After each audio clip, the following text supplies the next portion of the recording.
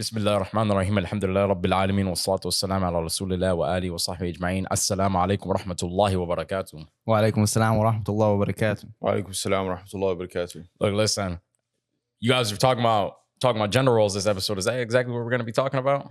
I mean, not necessarily. I mean, like we've touched up on it before, but it was more like, I mean, it's definitely a topic. Yeah, a lot of the things that I've seen on like social media, like why men and women have like a different standard when it comes to like, if they're seen doing certain sins in public, why is there a different standard between men and women? Okay. And like, obviously that it does get into gender roles because like, they say, oh, but if a man does this, then nobody would say anything. But it's like in Islam, that's not really our mentality because like men and women are not the same. No, but the reality is though, that a lot of people fail to mention is that sin is sin. It doesn't matter who's doing it. It shouldn't be done. But a man showing his hair and showing stuff like that, that's not a sin for him. But for a woman, it would be. You get what I'm saying? So, and that's where it comes in. Like, we understand that men and women are not the same. Or even when in the Quran, like when Maryam alayhi salam is described, like it's different than when a prophet is described, like in terms of honor and rank and status, That's true. And like you think about certain things like, okay, if a man or a woman is not covering their awrah, right? And they're on social media, it's the same sin because they're not covering their awrah. People treat it like it's like there's a different grade, oh, it's more severe if the woman's not doing it. You know what I do see a lot though? I see people, especially like with red pill, they treat as a woman being promiscuous and a man being promiscuous different, like so, like as if it's such a big disparity. It's in Islam, zina is zina. Like you shouldn't be doing it. I don't care if you're a man or a woman. It's not a matter of a man can sleep with how many. Like it's not a matter of that. Like I don't know. I just had to say that. Like I don't know, because like I don't know. It's like diving into like the man and woman's nature. Obviously, they're different. So naturally, we know that they're different. So Allah to accommodate that gives us certain rights for a man and a woman. Like, for example, a man can have 4 wives. That's why, for example, maybe you'll see men, they'll be sleeping with a whole bunch of women outside of marriage, which of course is haram and absolutely prohibited. And then on the other hand, a woman who's not allowed to have more than one spouse, if she sleeps with like more than one man, then obviously she's looked more down upon. Mm-hmm. At the end of the day, yeah, you're right. A sin, whether it's a man or a woman, is the same. But how they get to that sin is completely different because a man's awrah is not the same as a woman's awrah. And people need to stop, thinking like that's such a bad thing because even in our Western society, if I walk out with my shirt completely off, I won't necessarily get in trouble for that. But if a woman does that, then she'll get into a lot of trouble for that. But they don't have anything to say about that. But a woman has to fully cover up in the religion of Islam. They have everything to say about it. Why can a woman go out and be almost naked, but then when she wants to completely cover up, all of a sudden she's oppressed or she can't do that?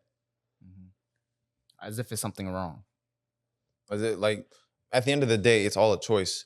And one thing that like I see a lot on social media is because no doubt there are some people who come very hostile, very aggressive in comments, especially when it comes to like, these public accounts for women who are, giving da'wah or doing whatever it is they do. But, they're known as Muslim. They've come out as Muslim. They talk about themselves being as Muslim and stuff like that.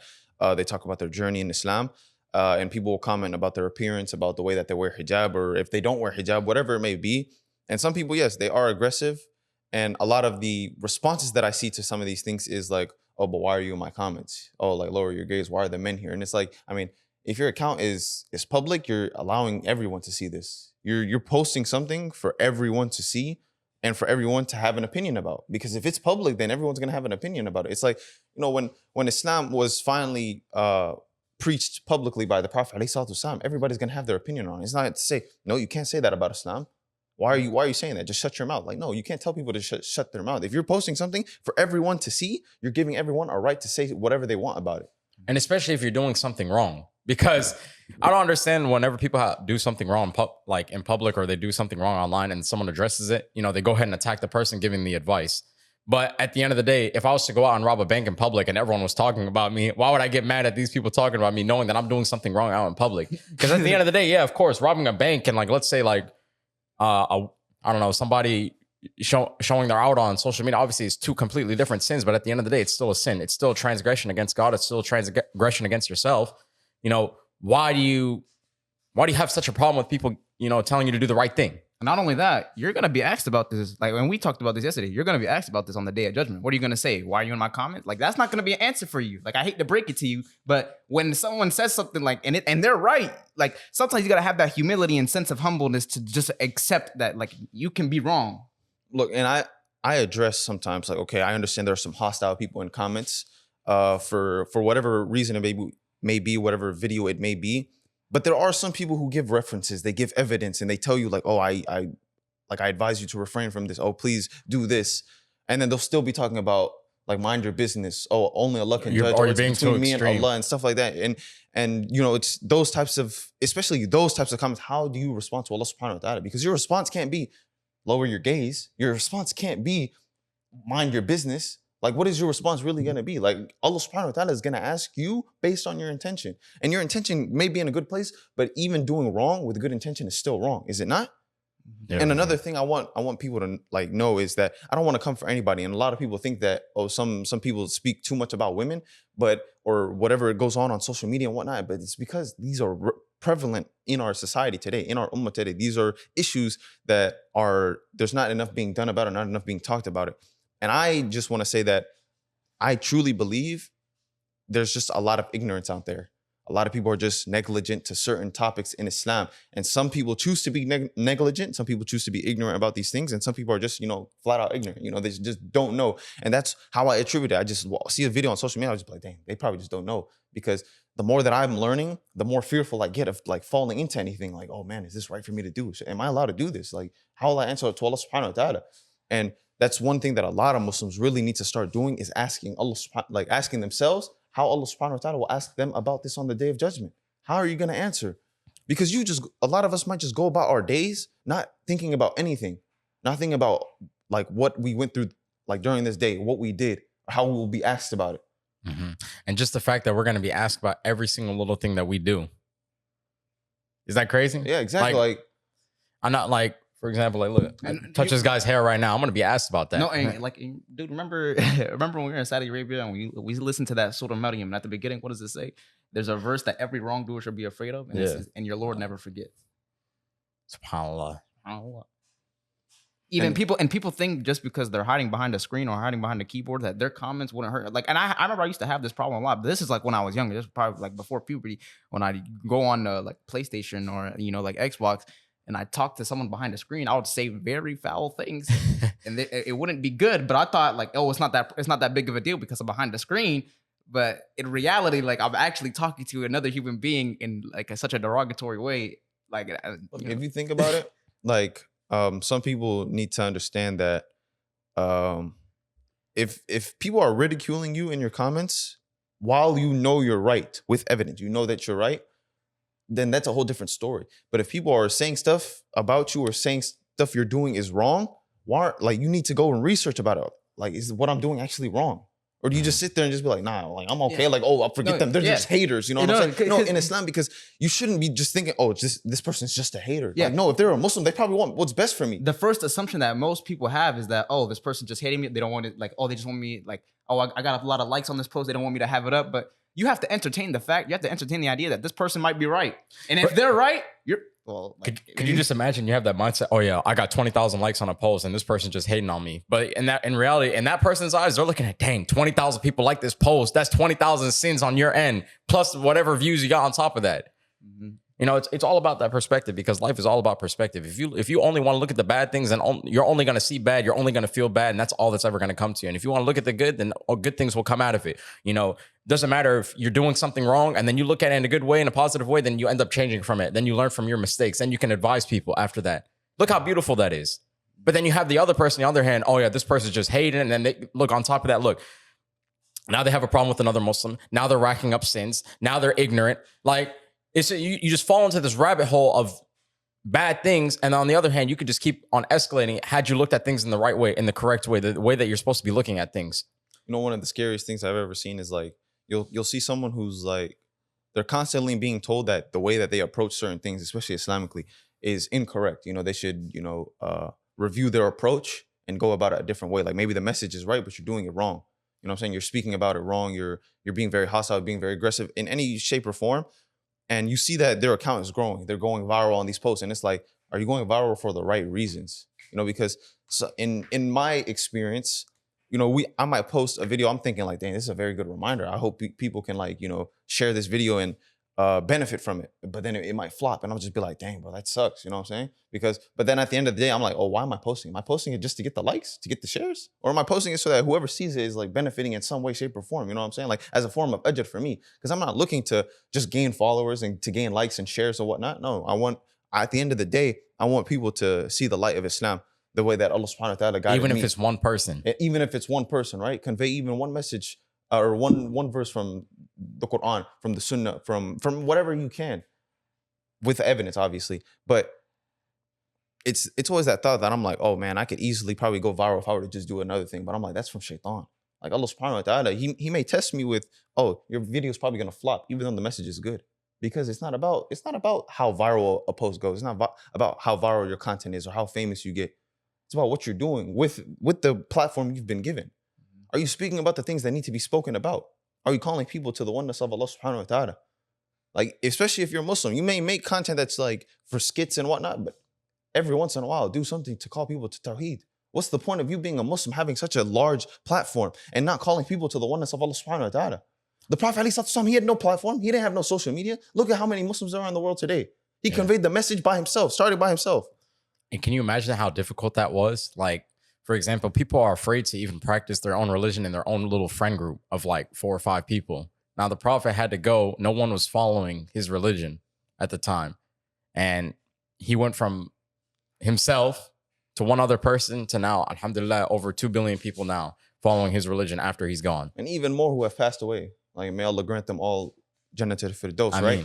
And one example I'll give everyone is our brother Usman here. Every time he comes to us, he talks about, you know, some Christian he may have met or some revert he may have met, and he's talking about Islam. And it's like everything he does, he centers around Islam. Like there's not a single conversation you'll hear from any of us that doesn't bring up Islam in some way, shape, or form, even if we're around Christians or non-Muslims or whoever it may be. Because at the end of the day, like, what is our life? Like, Islam is our way of life. Yeah, it's just simple as that. Like, if we're talking about, you know, our growth and mindset, we're gonna put it in an Islamic way because we don't want to grow in a haram way. Because obviously, like for example, when it comes to the idea of money, bro, I promise you right now, like obviously, like Allah is all knowing, but had like a lot of the haram things been halal right now, I promise you, like making money would be a lot more easier. But of course, no, we have to structure our way around those things, and that's why it's best to surround yourself with Muslims who also think like you. Like for example, you don't like interest, I don't like interest. We both know it's haram, so we're gonna find a way to work around it. Oh yeah, the gambling business is haram. Yeah, there's a lot of money into it. Let's find a different way around it. And then, you know, just understanding the fact that Allah is on our side and that I can remind you to be patient, and then you can remind me that, you know, Allah is always watching us. Allah will always have us. Is there anything better than that? No, there's not. Whether it be your growth and mindset or trying to get married, anything in your life that you always want to involve Allah. You always want to be thinking about Allah. That is true submission to Allah. And may Allah grant us this type of mindset to include Him in everything that we do. And really, like that comes with like assuming the best of others, bro, because you may see someone doing wrong, and a lot of people's first approach is to write them off as a Muslim. Like, you know, insult them or insult their way of life, or even, you know, you see those comments on certain posts. They'll just put a Quran verse. They won't put any explanation behind it. They won't tell the person nothing. And it's just like, why did you put that Quran verse right there? Like, give an explanation. Tell this person why this Quran verse could apply to them. Maybe it doesn't fully apply to them. Maybe it does, but you have to explain it. Explain the tafsir. Bring full evidence. Don't just bring a Quran verse or hadith without an explanation and tell them, oh, this video that you posted, it could fall under this. So just be careful of that. You know what I'm saying? Like, assuming the best, saying like, oh, they probably just don't know. So let me like show them, because I know. I found it out. Allah subhanahu wa ta'ala gave me the knowledge, and now I have to spread it. Because if you're just going to give one thing and conceal the rest of the knowledge, then like, what good are you doing? If you really want to do good, you're going to do it in full. Like when you think about like the people who answer these questions, give out fatwas or whatever, like you look at Shaykh Asim and Hakim, he'll get a question, he'll give full evidence. He's not just going to be like, the Prophet said this, that's it. No, he's going to give you a situation. He's going to say, oh, he may even give you like a time from the Prophet where something similar may have happened, or from the Salaf or something like. And if you're going to be able to try to give people advice, you got to do it with knowledge, bro. And also, like, hold on, like another thing that we have to bring up is sincerity. This isn't like this is just like a thought like that I usually have. Imagine like the scholars like before, like Ibn al-Qayyim, like imagine like the weight that he's been given. He knows all these things. If a person were to ask him something, or he were to see something, and he knows, because he knows so much, right? like he would be held accountable. Like he has to tell them, like he has to let them know, or when person asks him questions, if he knows, he has to let them know. Or imagine like he knows everything between, like he's the least amount of ignorance. Like on the day of judgment, like he will be held like accountable. Like, and it's the same thing for us. Like if we know something that another person doesn't know, like we'll be held accountable. Like if someone, like say someone's praying wrong in like their prayer and they're right next to you, like you be like let them know. Like wouldn't you want someone to let you know? Bro, because go ahead. But look, what happened earlier this week? There was a little situation that happened, and I remember because we have our little group chat, and I sent it in the group chat, and I was like, bro, I feel like we should speak out against this, because like if we don't, then Allah will hold us accountable. And it's just like, even when we put it out there, they try to argue with us a bit, but then after that we brought our evidences, and then they understood that they were wrong, and then there you go, you just go from there. But it's just all a part of that. Like if Allah gives you knowledge, you better use it in the right way. And like exactly, that's just understanding like who gave you this knowledge, bro? Like, was knowledge ever conveyed in a harsh manner, in an aggressive manner? Was just one verse given so that like we can't understand? Like that's why you see some people who may just cherry pick a verse and like, oh, that's not even what the verse is really talking about. Because I'll see those comments and I'll go research the verse myself. I'll be like, wait, hold on, let me see what this is talking about. Let me see, does that apply to this video? Sometimes it does, but I'm just like, man, you could have explained like the whole thing. Because if you're gonna speak up about something wrong, do it in full. Because help the person see why it's wrong. Not just giving them the verse that says, oh, like what you're doing can fall under what this verse is talking about. No, also another thing, it's not just pointing out something that's wrong. Give a solution. That's one of my most, like, it annoys me so much when someone will tell me something that's wrong with me, but they'll never give me a solution. Like, for example, like I'm going on a jog. Yo, you're running too slow. Okay, what can I do to get better? Don't just tell me I'm running slow. Oh, open your stride. Do this. Widen your hips. Stretch your hips so you can get faster. Do this. Like I used to run track, and it used to annoy me so much. Like, oh, it looked like you were slow today. This, that. Tell me what I can do. Matter of fact, look. No, bro, because look, whether it be like with a job or school or any of that, I know we've all had that one teacher, they expect us to know something, but they don't explain it in full. And then all of a sudden when the test comes up, and we're getting the answers wrong because they don't want to go ahead and explain it full. Why are you getting mad at me now? You didn't do your job in the beginning, but okay, yeah, you're supposed to tell me, all right, this is the way to do it, but why? How? Because with me, I'm like the type of person, I'd like to just ask a whole bunch of questions till I know it in and out. I know the specifics. I can explain it to you to the point where, matter of fact, this is the best way to put it, I can teach others. No, one thing I actually wanted to just get into real quick is you talking about all like things that we don't know. Is like, wallahi, it's insane. The more that I learn, the more I realize that I don't know. Yeah, you don't know nothing. How much I don't know about the deen of Islam, about the Quran, about the Sunnah, and I'm just questioning myself like, dang, how much more do I have to learn? Because I become more fearful every single day of like, oh, dang, I don't want to fall into this. Oh, I don't want this to be wrong. I don't want to be held accountable for this on the day of judgment. You know what I'm saying? And then I ask myself even more questions, and then the more I'm like, dang. You really don't know what you don't know. You have no idea the amount of knowledge that you're not aware of. And especially if you're not going out there and actually seeking the knowledge, it is incumbent on every single Muslim to go and seek knowledge. And that's reflected in the Quran. And Allah says you have not been given knowledge except a little. And have you guys seen that video of, the three little they're like Arab kids, they're in like the back of a truck and they're asking like, do you know if there's aliens out in the universe? And and they were arguing, and I was just looking, and he was like, you don't know, and he said exactly that. He said, you don't, these are kids, by the way. You're like, you don't know what you don't know. How are you to say that there's no aliens and stuff like that? I remember it was just a really funny video. I'm like, wow, this guy knows a lot. And then he said, and then he brought up the verse, you were not given from knowledge except a little. Like how? And that's the crazy thing is that if you don't have the knowledge on something, you say you don't know. And there's nothing wrong with that.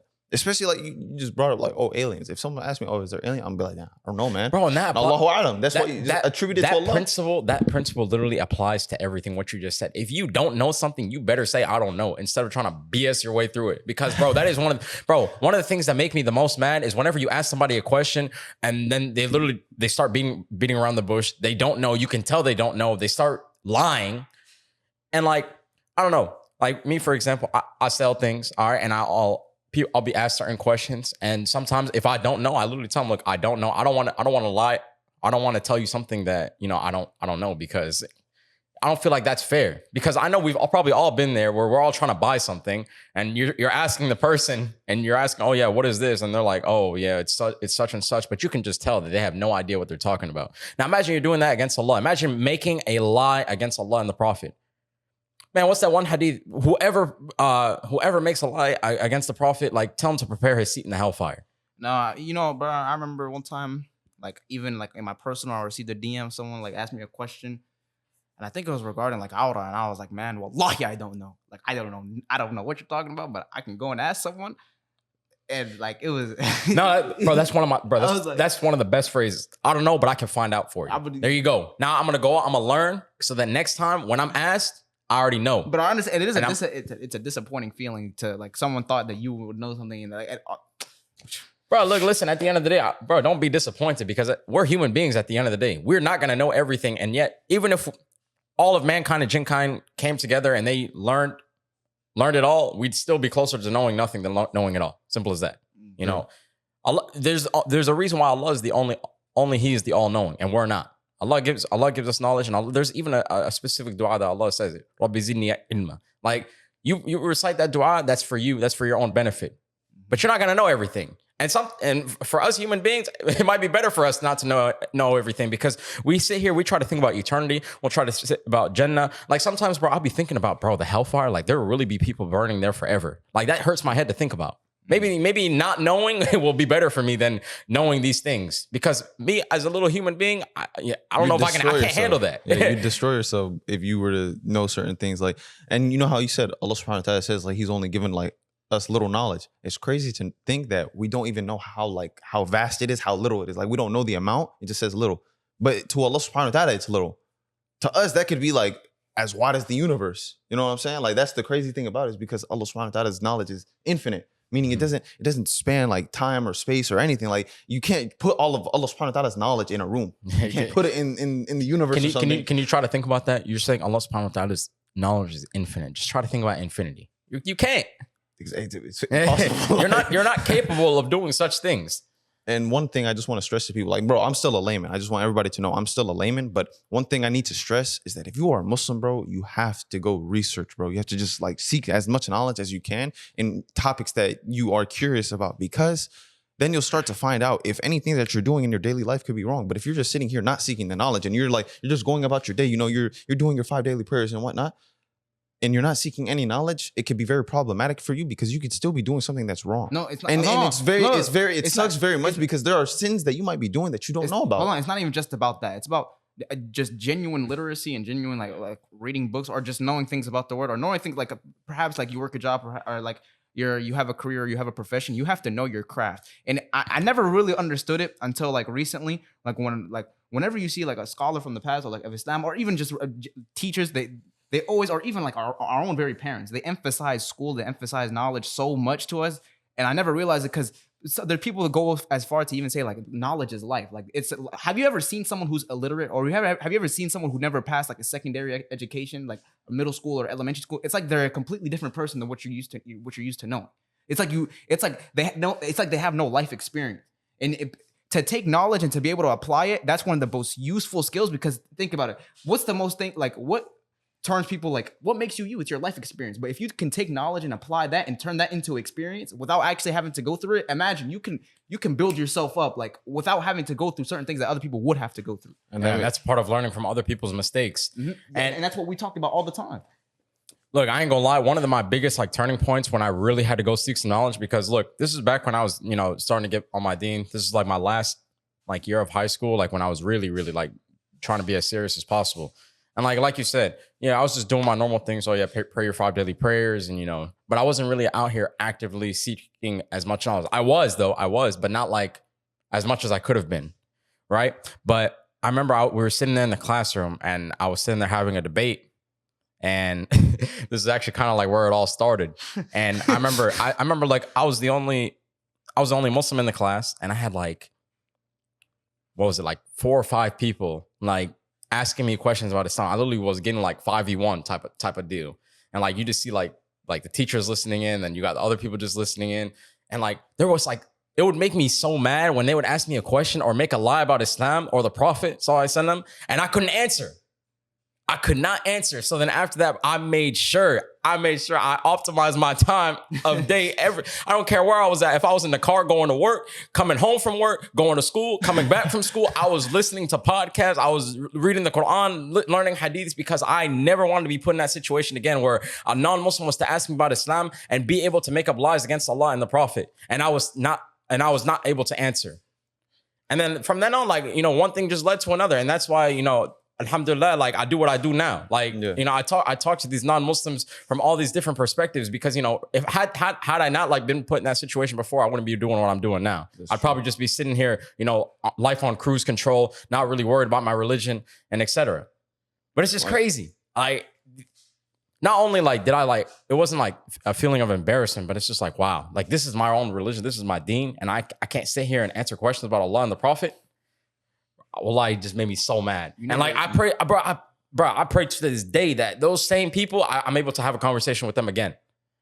What you just said like reminds me like what both of you were talking about, how you seek knowledge and you treat it as if like so you can apply it, right? And for everyone out there, as a Muslim, I want you to just ask yourself, if someone were to come up to you and ask you, oh, why is Islam the truth? Why should I believe in Islam? Can you answer that question? Do you possess the knowledge to be able to provide evidence to them from your knowledge of like whatever it is that you know in Islam to tell them why Islam is the truth, why they should believe in Islam, why they should become Muslim? And another perspective I want to give is understanding that if you go to college to get a degree, you're going to further your education, right? You're going to make this your livelihood, whatever this job is that you're studying to get your degree in. Islam is your way of life, your total way of life. This is how you judge your life. This is how you go about your life. Everything that you do is within the bounds of Islam, right? So why would you not dedicate all the time that you have in your life to understanding Islam, to understanding the Quran, to understanding the Sunnah? That is actually so true, because look, it doesn't matter like what degree that you end up getting, and what if you're not able to find a job in whatever it is that you studied.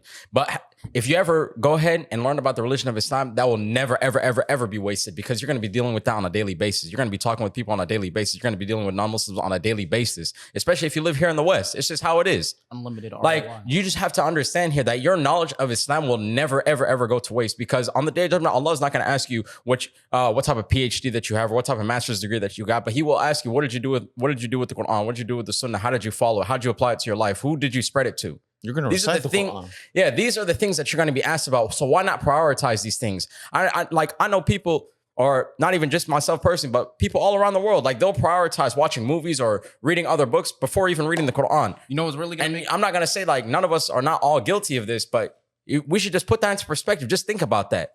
Why is it that you have time for all these other things, but you don't have time to learn Allah, learn His names, learn His attributes, learn about the Prophet?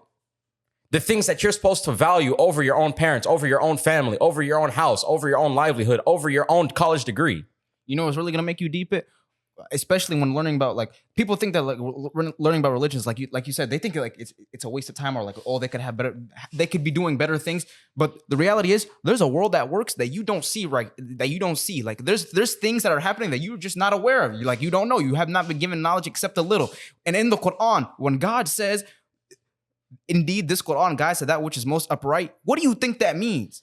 Which is most upright? It doesn't specify a category. Oh, most upright in financial literacy, most upright in education, most upright. Everything in your life right now, the Quran will guide you to that which is most upright, and that's what we believe. And we believe the Quran is the most, the word of Allah, the highest point of truth, the highest point of knowledge. Anything that's said in there will happen or has happened. And you see the same exact people that say those types of things. What do they all have? They have a closed mind, and the most expensive thing that you can own is a closed mind, because there is no going up for you anymore. And you can literally see how closed-minded these people are, because these same people, they'll sit here and say one of the biggest scams is religion. And then you'll ask them why. Oh, because it's man-made. You're just following another man. Okay, fine, no problem. Let's just say for the sake of the argument, all right, I'm just following another man-made religion. All right, you go ahead, you follow your own desires, you make your own morality, you make your own laws. What are you doing? You're making another man-made religion. So in reality, you didn't solve the problem, you just added to the problem. You just basically did exactly what you went against. So in reality, that just makes you a hypocrite. Not only that, man-made religion that goes against all of man's desires. Come on, are you serious right now? That's actually, wallah, that's the best point that you, man, what the heck, man? Oh, come on, bro. Why would a man make a religion that goes against man's desires? SubhanAllah. Just think about that. Straight up. Like, There are so many. Look, what's one of the biggest reasons why people don't follow Islam? Because even though they know it's the truth, because they don't want to give up a lot of their desires. So how can you say it's a man-made religion? That's just one thing to think about, one thing to reflect about. No, I like this. Allahumma barak. There's a lot better than I expected it to be. Alhamdulillah. And I just wanted to say, like, I hope whoever watches this, whoever listens to this, takes something from this, takes a lesson out of this, can apply it to someone, can share it with someone, can share it with anybody. Bidnillahi ta'ala. And if you're looking to join a community of Muslims, go ahead and join our wait list, join our community, inshallah. There's a lot of things that are going into that community. So if you're looking to be a part of something huge with Deentour, bi'idhnillahi ta'ala, with all of us, then go ahead and join. Go ahead and fill out that form. It's going to be link in the bio or a link in the description. don't let this thing go over your head, because I promise you, you go ahead, you join that community, you will not come out as the same exact person that you were before if you go ahead and apply everything that's being said. Like, we're sitting there, we're sitting there, we're actively learning every single day. So why not be a part of that? Why not increase your knowledge in the religion of Islam? Why not be a part of a community with your Muslim brothers and sisters? Why not? You don't want to go ahead and better yourself? You just want to stay in the same exact place forever? With that being said, assalamu alaikum wa rahmatullah. I just want to remind you guys, we're not scholars, still students of knowledge. Make sure to share this with your friends and family. Make sure to join our Discord as well, another community. But, that one does not cost you anything out of pocket. But look, don't even look at it like that. Look at it as an investment into your akhirah and your life here. All right. Assalamu alaikum wa rahmatullah wa barakatuh.